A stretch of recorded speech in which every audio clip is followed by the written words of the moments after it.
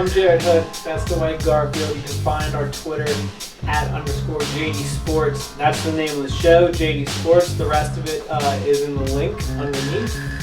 We're going to get right into it.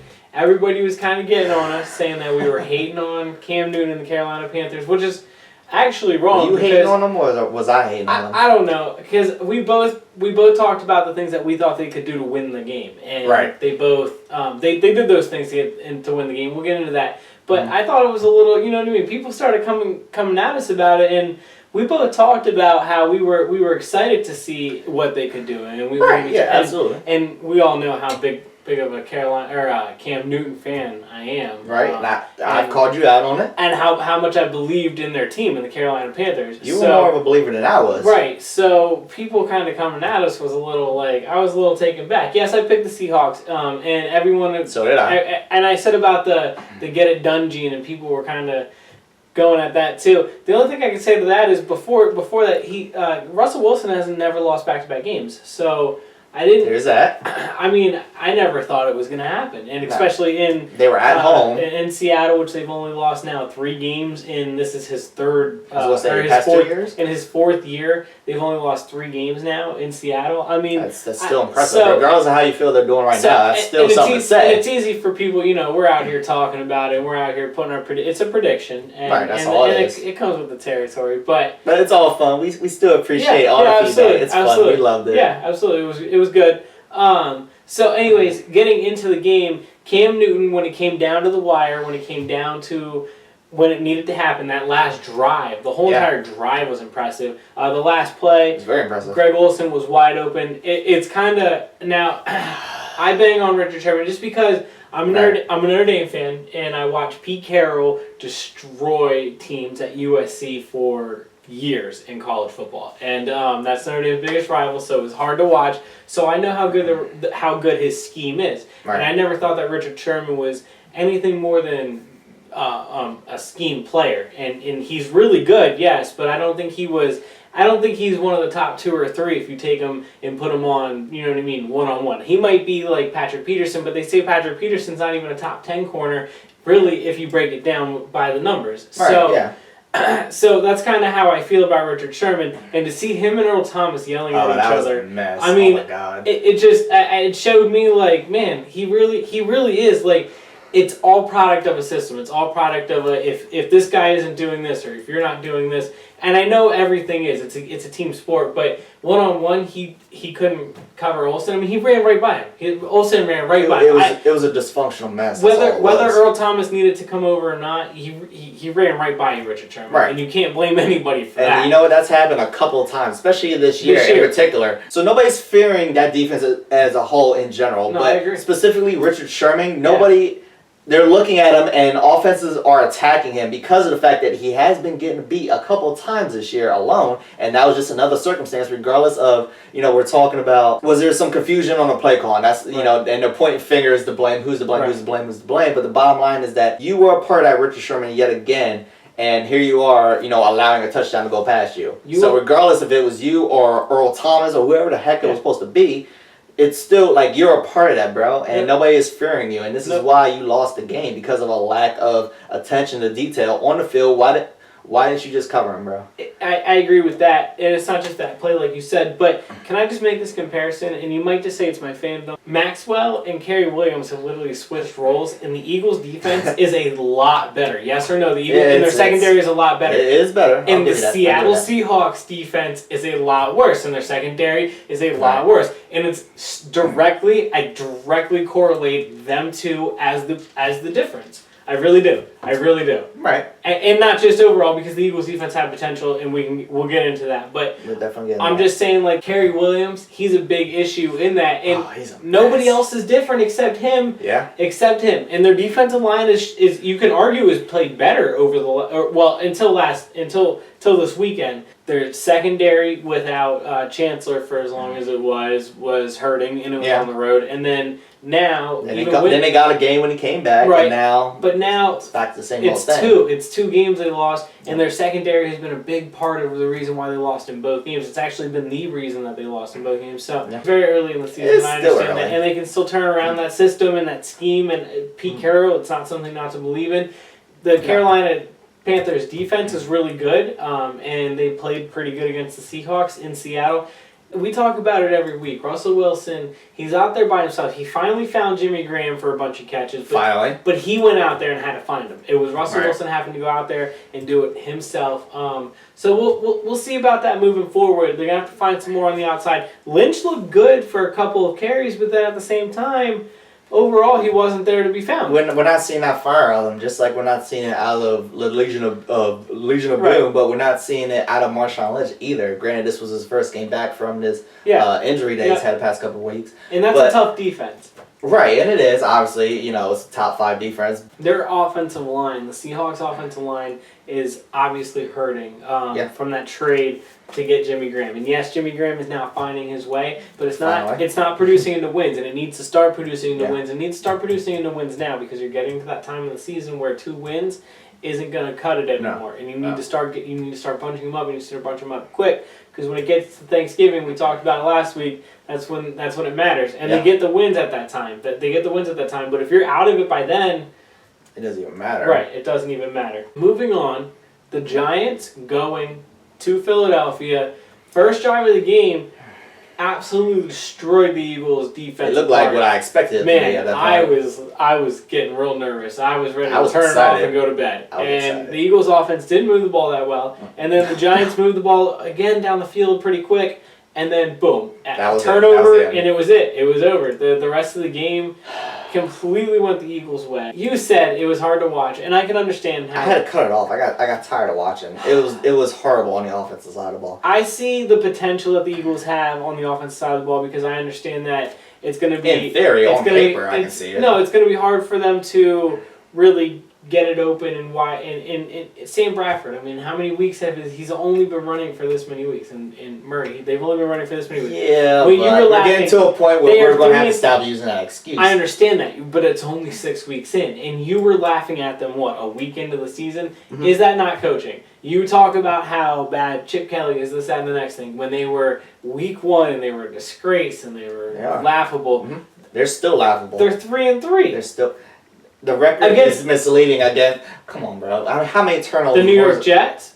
How many turnovers? The New York Jets are the New York Jets a bad team? No, they have 1 loss. Only 6 weeks in. I truly believe there's things there. There's openings. They have to start hitting them, and if they don't start doing it, and they don't start doing it soon, the Eagles need to also get the bunches of wins. But to start doing that, they need to start hitting the receivers more. Bradford, he's second in the playing horribly. He's second in the league in interceptions, and that is absolutely horrible. Right. But their defense is playing really well. The defense is what's holding them into games. Honestly. Maybe they never turn around. Maybe they never turn around, but I'm just saying that I understand and I see the play calls and I see what they're doing and it's sometimes it's an overthrow here or it's a drop ball there or it's a missed block there, and it's always just this one thing. And in November, if it's just one thing, it's not going to cut it. No. And if it does cut it because it's the NFC East, by the time you get to the playoffs, if somehow you get through this way, doing it this way,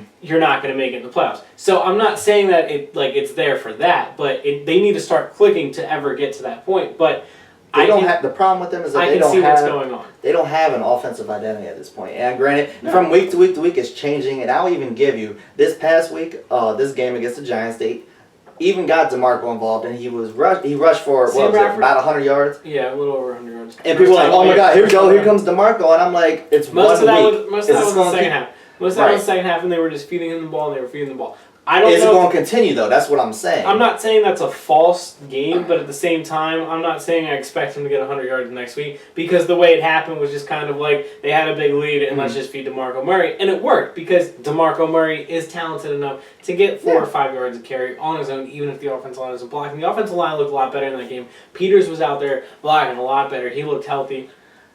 My thing is I don't know if Sam Bradford ever gets it, right? I think that he's so close to it, but I don't know if he ever actually closes that gap. He might always be that close to it. Do you know what I mean? Mm-hmm. We'll see if that keeps up. They have a tough matchup next week, so that's going to, show even more. I think this game was more so a story of Because this was the Giants' opportunity to separate themselves from the division. They've been rolling, and even I picked them, even though I kind of did it just to spite you. But I still, in my mind, thought, you know what? No, they can pull this out, and they can, in fact, separate themselves from the rest of the pack. I was scared. As it should be. It's a big divisional game, and Giants have been winning the past 2 or 3 weeks.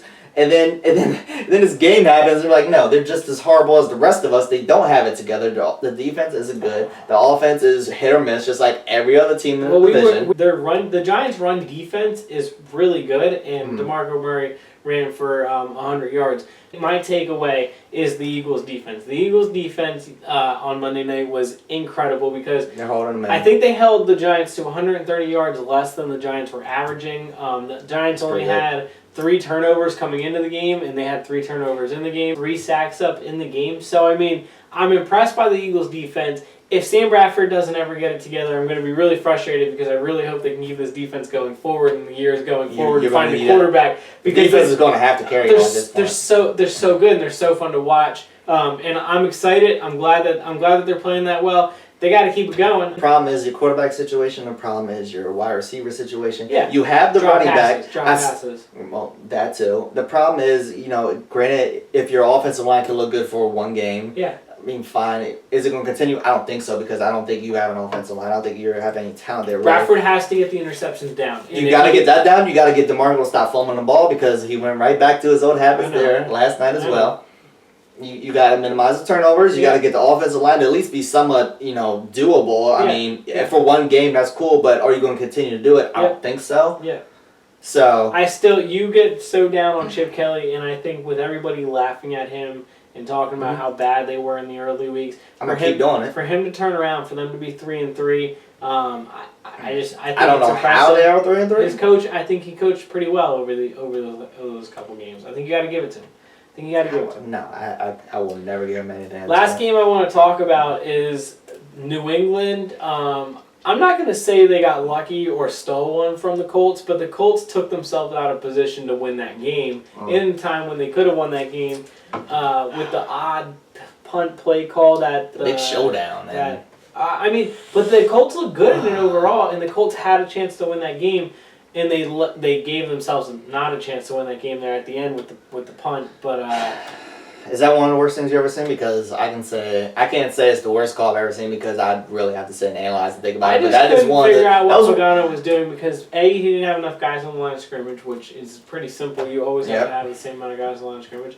And B, you had I think it was a wide receiver snapping it to a linebacker? Yeah, I think it was like a second stringer. I don't even remember. Cornerback or something? It was weird. They're throwing blame back and forth between, whose fault it was. Finally, Chuck Pagano was like, I made the call. But do you think Pagano is the Colts coach next season? No, without question. This is happening. Especially when you make a decision like that and when you don't have the contract in place. Do you think they fire him in-season? Do they fire him in-season? Or do you think they just let the contract roll out? No, they're going to let this roll out. They were making the Patriots punt, though, 3 or 4 times in a row there right before that. Right before they did that trick. So why wouldn't you punt the ball? Because we're using this term lightly, trick play.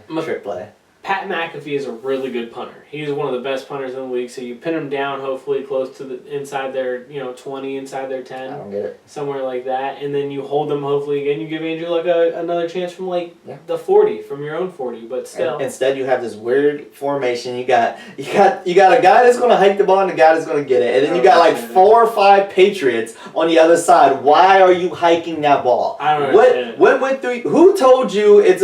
I don't know if it was the guy that hiked it or what. If there's a miscommunication about what we're going to do, or we're going to call a timeout, we're going to keep going. But what? I'm just trying to fathom. If we're in this situation and I'm hiking the ball from you, and you see 4 or 5 guys in front of you, what do you think's going to happen? Somebody's going to attack you. They were the 2 most athletic guys on the football field. So what were the guys over there going to do? Were they going to hike the ball and these 2 were going to try to run? But when all the guys surrounded them, they had no plan. They had no backup plan. When they got surrounded and the Patriots were ready for it, there was no backup plan. So they just hiked the ball and got tackled. That's the thing. What were they going to do? Had it, kind of played out a little bit, what was the deal? Were you going to hand it off and run it? Were you going to throw? What were you going to do? You had 4 or 5 other guys on the side. Were you going to, just throw a bomb? What was going to happen? I'd have loved to see it. Yeah. Patriots did what they had to do in the second half. They were coached well. They made the right play on that like they always do. it is what it is. I'm with you. I don't know if Picano comes back next year. I like him as a coach, and I think they played pretty well under him as a coach, but it's going to be time.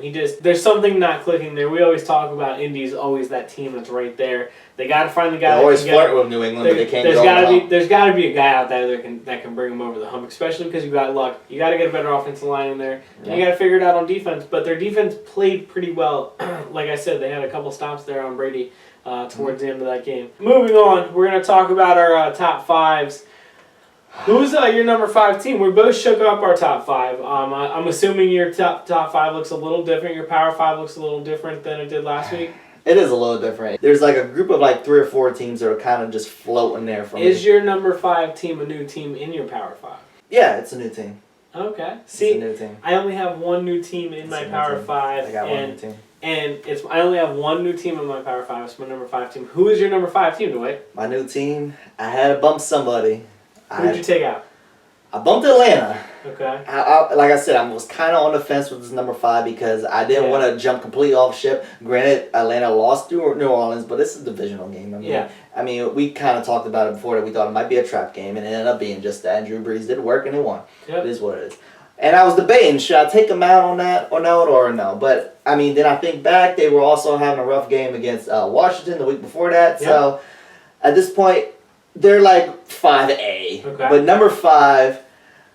I'm going to sound like a hater or a hypocrite or whatever, but I'm going to put Denver at my number 5 spot because of their defense, because they have Peyton Manning. I know, Peyton Manning, he isn't playing spectacular. In fact, he's playing pretty horribly for him. Right. But if you're at the end of the day, the reason why Carolina isn't in my Power 5 is because if you're asking me who do I think is going to still be that person in the clutch, Cam Newton or a Peyton Manning, I'm still saying Peyton Manning despite how he's played. And their defenses are similar, but I just think because that Peyton Manning, and maybe I'm living in that nostalgia moment we talked about before, but I feel like Denver should be in my number 5 spot. Okay. That's what I'm going with. Well, my number 5 team, and I would have a hard time taking my number 5 team is the Jets, and I would have a hard time taking the Jets over Denver, but I think I would take the Jets over Denver right now. It's not they both have great defenses. The offense is doing well. They have Chris Ivory, which is a plus on their end. Denver doesn't have a running game. My number 4 team is Carolina because I want to bring it up. I talk about I would have a hard time taking the Jets over Denver, but you brought up taking Denver and Carolina. I think I would take Carolina just because Carolina has proven against a really good team, or at least a team that we both expected to be good before the season started, that they can do it, and they can do it late, and they can do it in the clutch. And I'm not saying Denver hasn't. I'm not saying Denver hasn't because Denver has played pretty good talent overall, decent teams, and they've got. I mean, obviously, hey, look, they're undefeated. I mean, you can't argue that. They're undefeated. That's a great record. But like you said, it's more because of their defense than it is Manning, and I think that right now, if it came down to quarterback play, I would take Carolina over Denver.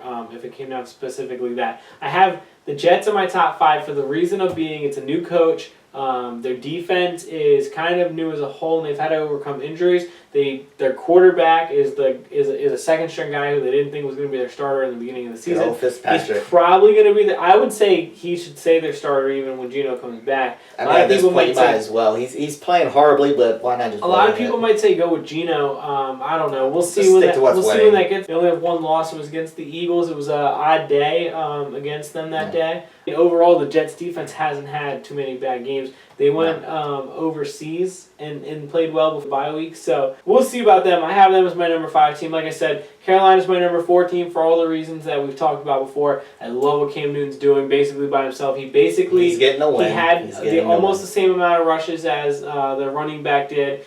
He had a running touchdown. He had 2 or 3 passing touchdowns. He did have an interception. He didn't have the greatest passing completion rate. He never really does. But their defense played really well.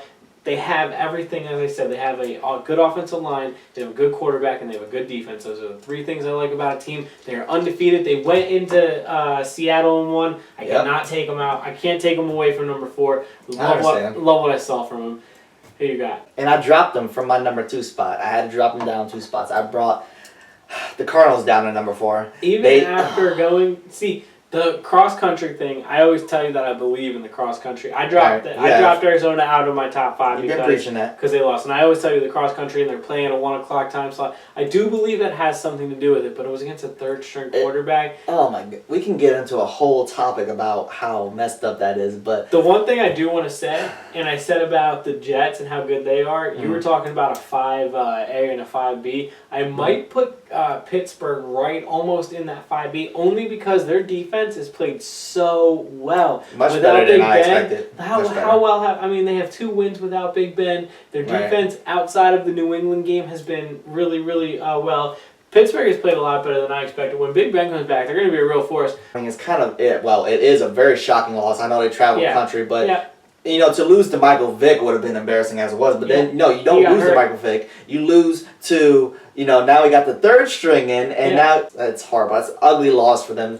I feel like the Cardinals are much better than that, but I can't take them out of my number 5 spot. If they lose again this coming week, then we're really having a conversation about whether or not, I think they're legit. Yep. But, this loss, I'm just going to hold on. I'll keep them in my top 5, but they needed to get it together. They need to win this coming week. Well, my number 3 team is still Cincinnati. They went in, they got it done. They had to do what they had to do in Buffalo. Good defense, but and E.J. Manuel almost pulled it out. But Cincinnati got the win. Yeah, I mean, I'm in agreement with you. I have Cincinnati number 3 now. I moved them up a spot. Yeah, Cincinnati. I like the way they're playing. I like the way, undefeated. This is the best they're playing ever at this point. Yep. We'll see where it goes. We always talk about how it is in the playoffs, but they look so good right now. I mean, I'm not the type of person that likes to throw out stats, but sometimes they just are what they are. Yeah. And one of my biggest questions about Cincinnati has been their secondary, which is 21st in total yards allowed a game, which it is what it is. I mean, you could say it's garbage yardage. I didn't see a whole lot of garbage or yardage against the Bills. Well, the Bills put up some numbers against them. It was a close game going into like the mid to late 3rd quarter, and then Cincinnati pulled it away. But that's the kind of thing you want to see from your number 3 team. You want to see them pull away from teams like the Bills. Absolutely. Playing with E.J. Manuel. E.J. Manuel played a lot better than we expected. I like E.J. Manuel. I think he has a future in this league. We talked about that before. Yeah. But anyways, Cincinnati is my number 3 team. Their offense is they're just doing work. Yeah. Eventually we can't deny it. We'd even bring this up. But we keep saying we got the week, wait till we get to the playoffs. We didn't even bring this up. I think we just need to stop talking about this at this point because of the fact that they let's just watch them cruise too. Right, let's get them to the playoffs because we're anticipating they're going to get there, and we think they're going to get a game or two. So let's just get in there. You're saying the only thing that really should make news between now and the playoffs is if they have some kind of epic fail. But if they just go into the playoffs the way they're playing right now, you just got to be expecting it. You got to understand it. Yeah, it makes sense. This is what they do. They're not going undefeated, but they're a solid team, and we're giving them credit where credit is due. They got to get the secondary a little better, but their offense is rolling. I have a feeling our top 2 teams look similar. My number 2 team is Green Bay. Yep, mine's Green Bay as well. I mean, you can't deny it. They look humanized though, and I do think that the NFC is a little more open than I thought before because I thought it was close shot. I thought Green Bay was the best team in the NFC, and I thought New England was the best team in the AFC. They're not without their flaws, Green Bay. But Green Bay's looking. I mean, teams are getting closer and closer in Lambeau too. We'll see where it goes down the road here. We'll see. I think Aaron Rodgers is a good enough turnaround, but maybe the loss of Jordy Nelson is starting to show a little bit. Their defense isn't playing as well. Their defense is still playing pretty well overall, but there's a little more pressure on them too because Aaron Rodgers is throwing a little more picks. I mean, he's throwing the ball around a little more. So we'll see what's going on with that. I still have him as my number 2 team because I bumped them up a spot. I cannot. I just Aaron Rodgers. At the end of the day, I think if you put him up against anybody, he's gonna try to get it. He has as good a chance to get it done as anybody. Against anybody except New England, who is both of our number 1 teams, and that's what I said. That I think that they still have the door shut, especially the way they played against Indianapolis. Yeah. They came back, which in the second half they did what they had to do. They scored the amount of touchdowns they had to score, and they. On a play that was supposed to be a trick play, as you said, they were well coached up. They did exactly what they had to do, as they always do. It's just, it's the same old. It's the same old New England. We can repeat it over and over. You can take that stupid play out of the equation. Yeah. I mean, we thought I didn't think it was going to be as close as it ended up being in the end, but at the end, it's still Tom Brady and Bill Belichick. They still say, no, we're pulling this one out and we're going to get the win, and that's exactly what they did. Patriots ran the clock down so much to the point where it came down to when they stopped them on that fake trick play. When they got the ball, the game was over. Yeah. And that was literally.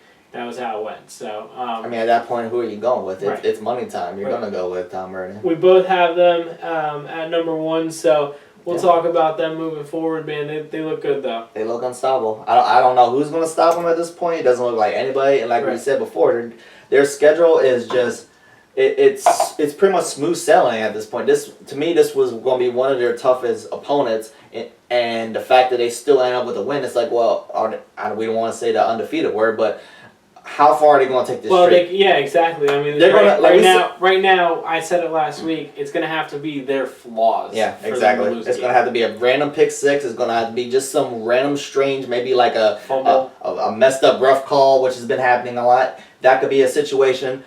It's going to have to be one of these weird circumstances where it's like, okay, I did see that coming, so it is what it is. The game's over. But it's not going to be because they just played horribly. Right. That's not going to happen. I agree. Or they got outplayed or outcoached. It just doesn't look like it's going to happen right now. Moving on, this is the portion where we break down a couple separate games. We break down 3 games. The first one, speaking of those Patriots, is you said they had a hard test last week. I'm excited for this game. It's very good. It's the Jets going to New England. We talked about how we don't see the New England losing. And I said it before, even if they don't go undefeated, I might pick them to go undefeated. I'm going to pick them again in this game. I have New England because as much as I like the Jets and as much as I like Todd Bowles, and the Jets have always been so close, Revis is an X factor because he was in that locker room last year. He kind of knows their play calls. He knows what he knows what they want to do. He knows their defensive schemes. He knows kind of all that. He can help the Jets offense out, and he can really help the Jets defense out. Obviously, he played against these guys every day in practice last year, so we'll see about how that goes. But I still think that Belichick and Brady and the New England defense, I think, is going to be able to shut down Fitzpatrick, and that's really, I think, is going to be the difference. I think even if Patriots score 17 points, because the Jets defense is really good, the Jets scheme is really good. Definitely. Even if the Patriots only score 17 points, I think they win. I'm going with the Patriots as well. We just talked about how great the Jets have been playing. They're top 2, top 3 defense, and statistically in the league right now up to this point. And granted, they have a Chris Ivory, which I think you can run. We've talked about it before. You can run against New England, and maybe that is an X factor for the Jets outside of their defense. Is they got this running game going on. Ryan Fitzpatrick, he's not going to do anything. Let's just call it what it is because he hasn't been playing. Well, he's been playing horribly. The toughest part of the Jets' schedule moving forward is the division. And that's the problem, is that they are a product of the division. Yeah. They got this juggernaut in New England that they just can't seem to get over the hump. And if it's any other division, they're probably dominating. They're probably number 1. But in saying that, I can't go against Brady in New England at this point. And historically, the Patriots have had the Jets' number. So I'm just going to go with that. The one thing the Jets fans can feel optimistic about is their first crack at Belichick and Brady without Rex Ryan. And he already had a crack at him with a new team, and he couldn't get it done. So maybe somewhere inside you feel like you have the talent, you have the team. Maybe you feel like new coach, breath of fresh air. Maybe get it done. There's at least optimistic. There's hope. We'll see. They play them close usually. I think they play them close again. Absolutely. But Belichick and Brady might come out and just try and insert their dominance. And there's always that X factor where they could always put. I think they put up 60 against anybody, even as a team as good as the Jets. I don't think they do. Like I said, I think it's going to be more of a 17-7 kind of game. Right. Yeah. But it's going to be a low scoring defensive struggle back and forth. And I'm excited to watch that because I want to see Brady in that offense have to really climb through some battles. Definitely, and in saying that, I also just want to see the defense of the Jets. Can they hold their own, and can the Jets as a whole, can their offense do enough?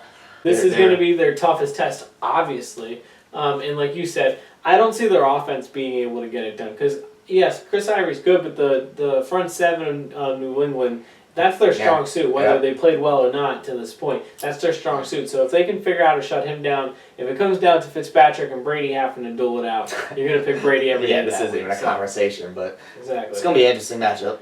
Well, the other game we're going to dive into, we have 2 more to go. This one is going to be your Dallas Cowboys going to the Giants. It's a 4 o'clock game. There's only 2 4 o'clock games this week, if I'm not mistaken. There's only 2. Which is because there's a 9 o'clock game in the morning. Don't forget about that. You can stream that on the internet. Yeah, because they haven't been advertising that enough over the weekend. Did you see that? Yeah, I saw it was kind of overdone. Cool. Dallas going to the Giants.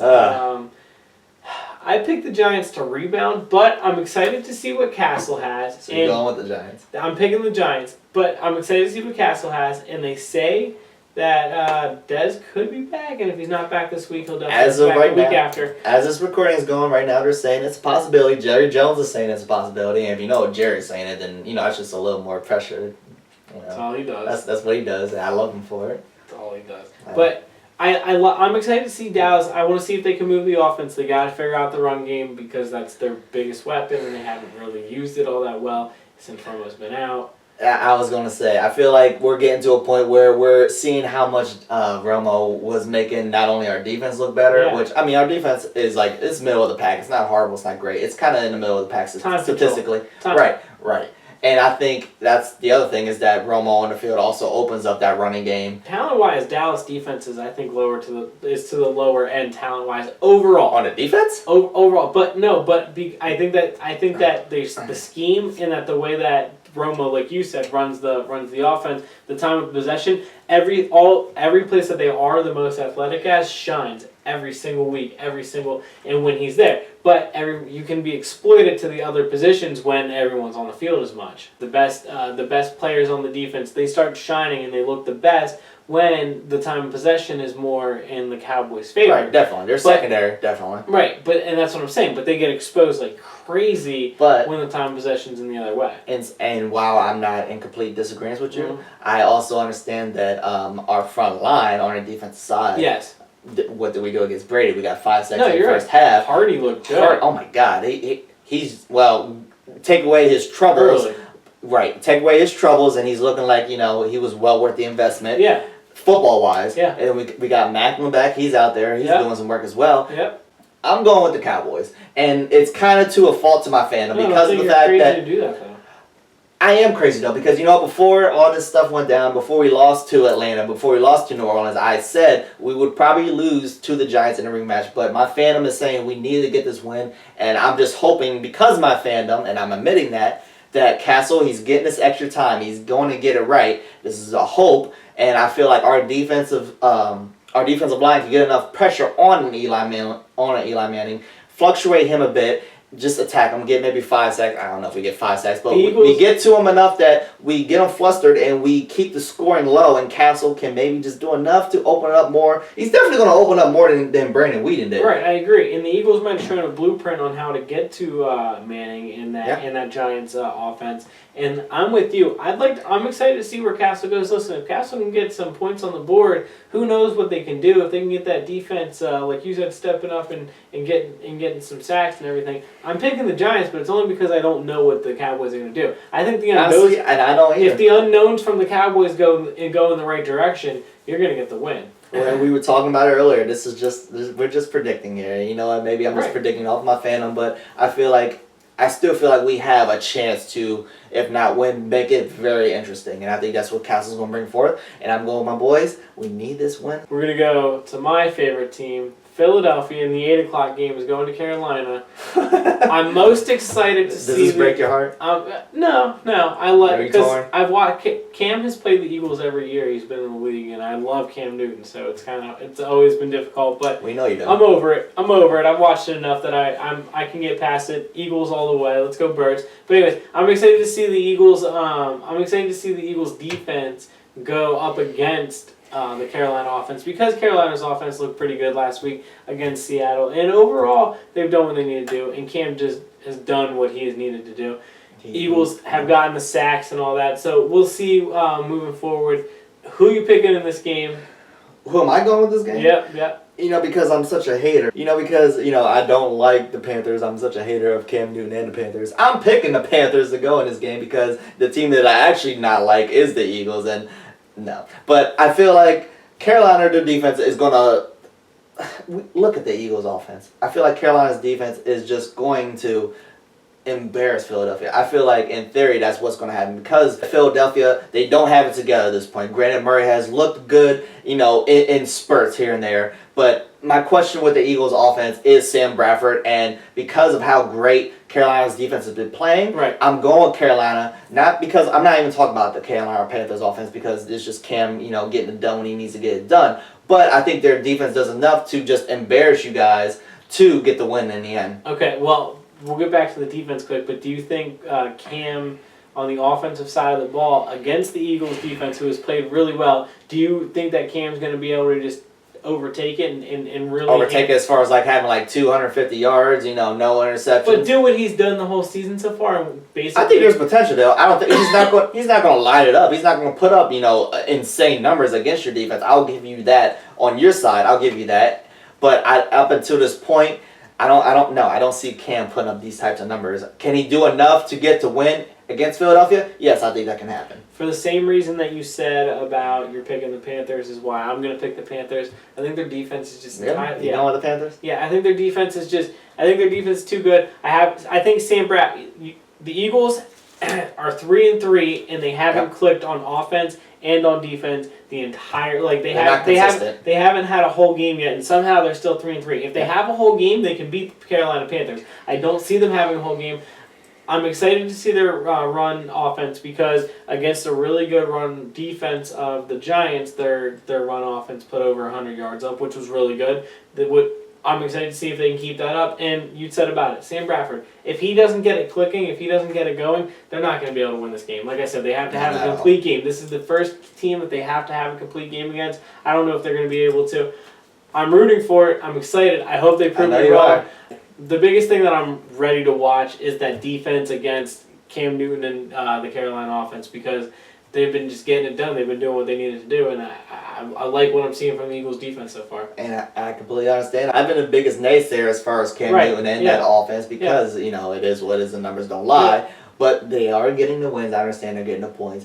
But in saying that, in facing a solid and more improved defense in Philadelphia, it is going to be a challenge for them. So it's interesting. I just think that Carolina, their defense is just going to do enough to hold them over yet again, and Cam just going to, just be able to pull it out as he's been doing. Yeah, well, that might be the biggest matchup of the weekend. It's on prime time, so Eagles again on prime time. It's worrying me because the whole world gets to watch them collapse if they collapse. It's a beautiful thing. Anyways, this portion we're gonna go through our rapid fire picks. Last week I was 7-7, which puts me at 56-35. What did you go last week? Last week I was actually in tie with you. I was 7-7. Okay, so what are you at? I'm 55-36. Wow, that's incredible. Okay. Well, so we're gonna start off talking about the Thursday night game. Seattle going to San Francisco. I mean, Seattle has to do it. I'm gonna pick Seattle. I'm going with Seattle just because we've touched base on this before. I don't believe in San Francisco whatsoever. No, neither do I. Against as much as Seattle has struggled, I can't see it continuing against a team like the 49ers. So the 49ers got to win against a struggling Baltimore team, but I still think Seattle is just going to go in there. They have no choice. They have to get their third win. They have to do it right now. I picked them to go to the Super Bowl. If they're going to go to the Super Bowl again, they have to get a win like this. Yep, I agree. Now, Buffalo going to Jacksonville. I got Buffalo. Who are you picking in that one? I'm going Buffalo as well. It's one of these weird games, as we said. It's going to be at 9:30 in the morning. Yeah. It's not too. It's in London, actually. I said they were going to Jacksonville. Again with this London thing. It was in London. You can stream it online. On Yahoo. Yeah, 9:30 in the morning. Pay us, Yahoo. Yeah. No, I'm going with Buffalo. They need to get their act together. Their defense isn't as great as what we thought they were going to be, but against a team like the Jacksonville Jaguars, I feel like they have that potential to right this ship and bring it back to where we're talking about. Okay, they are a threat. They have a chance this week with the Jets going to New England. Either way, if the Jets lose or New England lose, it helps Buffalo. But Buffalo, you got to win. So I'm going to pick Buffalo. Though I like Jacksonville's offense has been lighting it up lately. Bortles, man. Yeah, I like what I'm seeing going to Robinson. Houston going to Miami. I'm impressed by Miami last week. Do you think this new energetic guy, do you think this puts them on a roll? Can they put themselves, it was early enough in the season, do you think they can put themselves in the playoff contention in that division that we were just talking about? Playoff contention, I'm not going that far. Okay. Do I think it's enough to get this win? Yes. And what's funny is that last week I went against them when they faced Tennessee. Yeah, me and too. Even though, I was like, I think it could possibly happen, right? We talked about I was like, they actually could win, but, it didn't work out. But so I feel like you're taking them this week? Against Houston, yeah, absolutely. That's the dysfunctional. I'm actually taking them myself. I'm going to take them over Houston. Houston's just playing for the first overall pick, so I'm going to take Miami to beat them. Pittsburgh going to Kansas City with the third string quarterback for Pittsburgh, Kansas City, though struggling. Who are you taking in this one? I'm going with Pittsburgh. A lot of people are saying that this might be a trap game for them, but I feel like regardless of who's starting for them, At the quarterback position, I'm going Pittsburgh because Kansas City has nothing offensively. At this moment, Big Ben is obviously questionable, but they're saying he might try to make his attempt to start first this week. Either way, at this point, don't even risk it. I'm going to take Pittsburgh either way. Yeah, I'm with you. Don't even risk it. Kansas City's struggling right now. They got to figure it out. Their defense hasn't looked as good as I thought they would look. No. Man, quickly, Andy Reid, is he on the hot seat? He's about as on a hot seat as he ever was in Philadelphia. I mean, they're not ever going to be in a situation where it's like, okay, let's get rid of Andy Reid. They're going to keep him because he does have... He has the experience. Yeah, he has the experience, and he's a solid coach. He's not great, but he's solid. He can get you there. He's not getting you there with Kansas City, so can he potentially be on a hot seat? I don't know. I think I give him one more year, but next year if he doesn't turn around, and like if they're in the situation next year, chances are he doesn't make it the whole season. But we'll see. Not fair. Anyways, we talked about the Jets going to New England. Just to clarify, who you taking? I'm going with New England. I'm going to take New England as well. Brady, Belichick. Despite the Jets' defense, we're going to go with what's winning. The new coach, the energetic. I think it's going to be a good game, but I think it's going to be low scoring, and I got New England. Atlanta taking on Tennessee. Mariota looks shaken up. Tennessee didn't look good at all last week. Atlanta lost to New Orleans, though, so who you got in that? I'm going with Atlanta. It was a big divisional game. We talked about it earlier, so it is what it is. I'm not writing them. I'm not writing Atlanta off completely yet, but they need to get this win. Otherwise, we are asking more questions about them. I'm going with Atlanta. I'm taking Atlanta as well, but their defense hasn't played all that well the last 2 weeks, and their passing game has stalled out compared to the way it was playing before. They got to figure it out. I just think that Tennessee is kind of more of a mess right now than Atlanta is, and I think Atlanta... We don't even know if Mariota's going to play. Right, so. It's a good time for Atlanta to right the ship. I think Atlanta's going to win that game. Minnesota...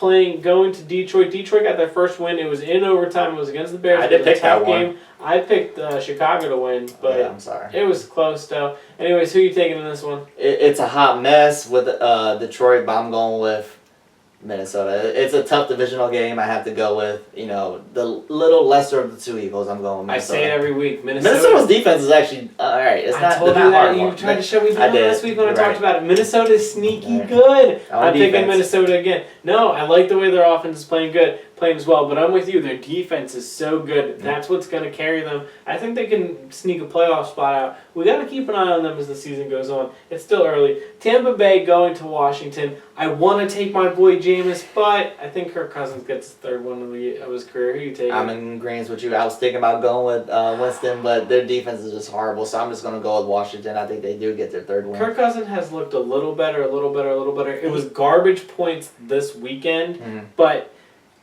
Nah, I still think Tampa Bay's defense isn't all that good. It's one of those just coin flicks. I mean, who do you think is just going to show up at this point? Right. And at this point, we both think Washington's going to show up in this game. Cleveland going to St. Louis. Cleveland's offense scored a lot more points and looked a lot better against Denver than I expected. But I don't know if it was kind of a fluky game. Plus, St. Louis, I mean, they're kind of rested. And I like the way their defense looks overall. I think back-to-back weeks is going to be hard for McCown to put up that kind of numbers. Who are you taking in this game? I'm going with St. Louis because I feel like they're better than what their record is showing. They already have a solid defense. They can hold their own against anybody in theory. So against the Browns, they can definitely They went to Arizona and beat Arizona. They played really good against Green Bay. I'm with you. I'm going to take St. Louis despite Nick Foles not looking all that good. The last week last time they played, it was against Green Bay. He only had like 140-some yards passing, if I'm not mistaken. That's not good.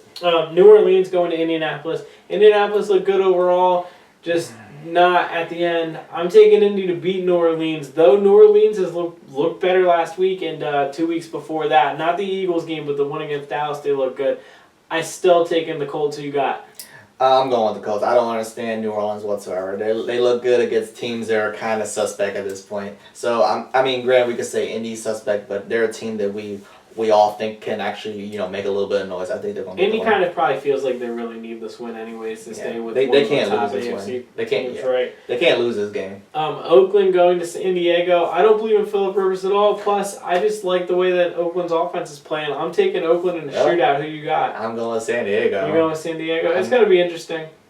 I mean, it's one of those toss-up games. Yeah. But I feel like Phillip Rivers, as much flack as you give him, I feel like he's going to put them over that hump against Oakland. I mean, We talked about Dallas going to the Giants. You picked. You're going with your boys. You're sticking with Dallas. I'm going with the Cowboys. They have to get this win. I think they can pull it off. I think the defensive line can attack Eli enough that we can make some noise. I took the Giants. I wasn't really sure and confident in that. I'm going to stick with the Giants, but I think the unknown for the Cowboys, if they go in a positive direction, I really do think the Cowboys can easily win this game. They're not far off. If Castle comes in there and does some unexpected things, who knows what can happen. We talked about Philadelphia going to Carolina. We both picked Carolina, even though I'm an Eagles fan and I got faith.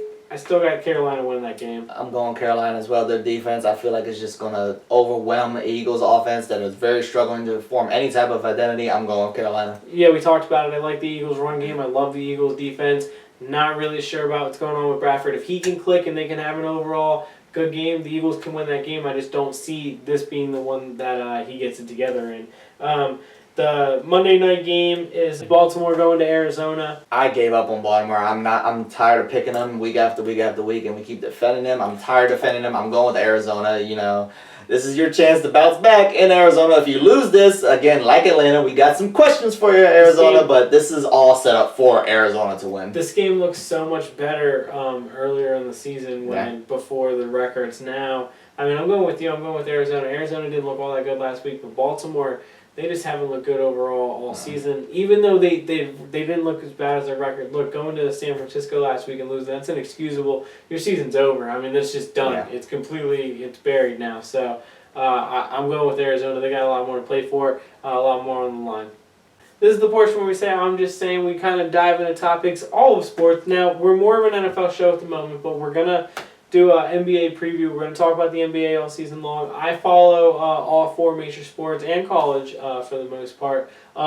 Dwight here follows for a lot of things himself too. So when this is not just going to be an NFL segment, we're going to kind of open it up and do a little bit. But it's going to be more broad. Right, but so do you want to open it? You want to go into the first this week since I started last week? I'll be more than happy to. Okay.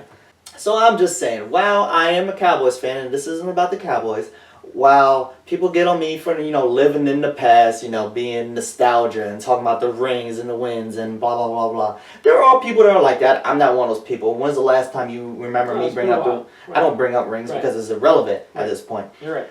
As many people as there are that brings up, the whole nostalgia thing, there's a lot of people that also are experiencing amnesia. People seem to forget, recent history. I'm not even talking about, long history, like 5, 10, 15 years ago. I'm talking about recent history. So I'm just saying this week, I would like to talk about our boy, Cam Newton. So we're going to talk about Cam.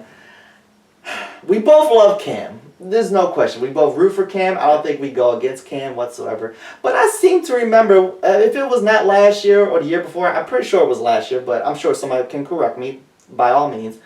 ESPN did this piece on him where they were saying, can Cam get over the hump? Can he go to this next level? Can he take the team and lead them through the playoffs to a Super Bowl and actually win one? Can he do that? This was before his whole, a car accident or a motorcycle? Was it a car accident? Car accident. But this was before the car accident situation. But we were talking about can Cam lead a team to another level, and people seem to forget that. People seem to forget the fact that when RG3 came around, when Russell Wilson came around, what were they saying? They were saying, you know what, this is the Cam Newton that Cam should have been, but he's not. This is what people were saying, that they were going to be the better version of him because they can actually make completions. They can throw over 55%. They can get the wins on top of that. And, Russell Wilson did his thing. He got, two Super Bowls. He won one. RG3, he had his rookie year. He did what he did. But then you also have Cam Newton up until this point who's kind of just been floating around, and he's been that other guy that people were talking about. Now we get to this year. Statistically, you look at Cam's numbers, right? He's putting up the same type of numbers. He's got 55% passing, 8 touchdowns, 4 interceptions. Nothing spectacular. I understand. You know what? He also 4 rushing touchdowns. 4 rushing. He's got like 4 rushing touchdowns, something like that. He's averaging, 10 yards a rush. He's the leading rusher. Okay, I understand that. I also understand that they are, pretty high up there in points scored a game. They're just getting it done. What I'm just saying about is He's doing it by himself. He has an offensive line and Greg Olsen. right. He has a tight end. He has nothing else. What I am just saying is that let's not forget what we could be saying if it wasn't for Carolina's defense. If Carolina's defense wasn't half as good as what they are, we would not be talking about Cam Newton. We would be saying still what we've been saying is, okay, Cam, can you take us over the hump? Which up until this point you haven't. This year you're undefeated up until this point. It's great. But I'm just saying, can we stop pretending that we weren't just having this conversation, and can we stop pretending that we're haters because we're throwing a little bit of criticism his way when up until this point, everybody has been doing it. My only rebuttal to that would be he broke records as a rookie with Steve Smith and a good offense, and he had a good offense. And then last year with Jason Avant as his second wide receiver, he went to the playoffs. He had a bad ankle throughout most of the season. He still won his division. They still won a playoff game. He did just that. In the fourth quarter, almost won in Seattle. Didn't win because he threw a bad pick last year. But, I mean, I understand what you're saying because I'm with you on the stats, and I like numbers and I like stats, but I do think that sometimes there are exceptions, and I think that right now, the way that he is playing, I think that if...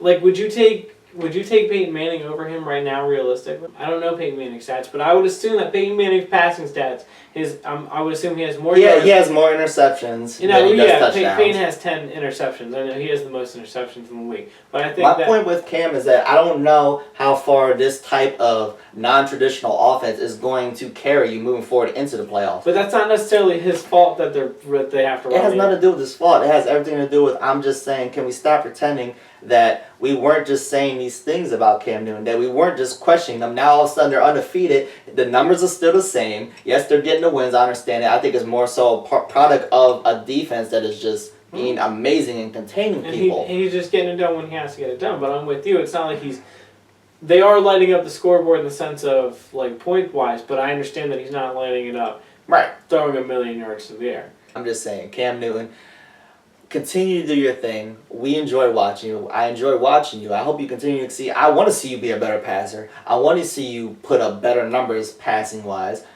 I want to see the winning continue. But I'm just saying, let's stop pretending that we weren't just talking about how he wasn't this and he wasn't that, and now all of a sudden he's this great thing. No, he's been the same. It's just now all of a sudden his defense is doing enough to get the W's to go on top of his resume. I'm just saying, let's not forget about that. Yeah, okay. I'm just saying, I'm going to open mine up to baseball a little bit, okay? Because it's playoff baseball, a little special playoff baseball moment. This is more your expertise. No, I'm more, I don't know, I'm more college football than anything, honestly. But I love me some baseball. I love me baseball, okay? Okay.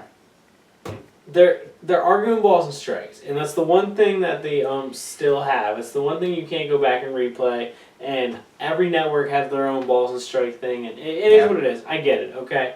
And I understand that these balls and strikes mean a lot more to the players.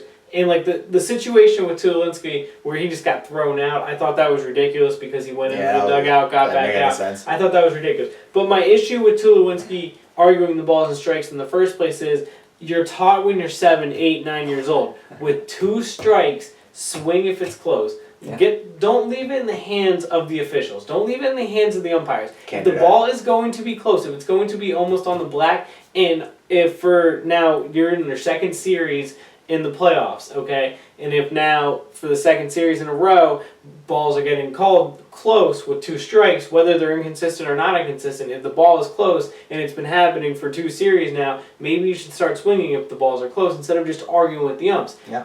I'm just saying, you're taught when you're a little kid. You're taught when you're, you know what I mean, softball. Softball little girls are taught with that to the USA teams that were winning the Olympics. They were swinging. You know what I mean? Like you look at all I don't know. I just don't understand it. I was telling you earlier when we were talking about this is that I've never played for an actual baseball team, but even I... You knew that rule. Yeah, right. I asked you. I said, with 2 strikes, what would you do? I'm swinging. Yeah, you're swinging. Regardless. Like, if it's close, if it seems like it's in... close. That's what I was growing up. From the time I was 6, 7, 8 years old, that's what I was taught. And that's what these players were taught. And I understand that you want the umps to be the best that they can be, and I understand that if it's a ball, you want them to call it a ball. But at the same time, they're not always doing it that way. And at the same time, if it's anything close, if the ball is completely off the plate, or if it's not even going to touch the black, then I completely understand you arguing. But at the same time, like, swing if it's close. Don't let it in the hands. Foul that ball off.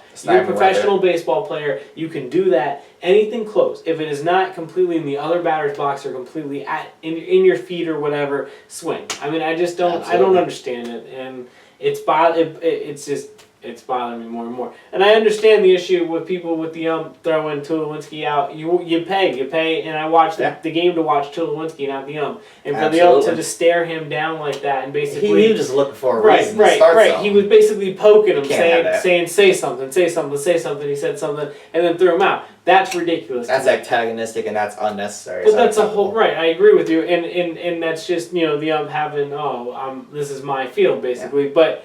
That's a whole different story for a whole different day. I'm more on the players. Swing the bat. You know what I mean? I want to see you foul the ball off or put the ball in the play. Do something. It's not gonna hurt. I mean, just go for it. Right. Man. That's my I'm just saying. Well, this was JD Sports. I'm Jarrett Hood. That's Dwight Garfield. You can find our Twitter @_JD Sports. You can find our personal Twitters there. We tweet from there sometimes. So we will see you. We'll see you next time. Peace.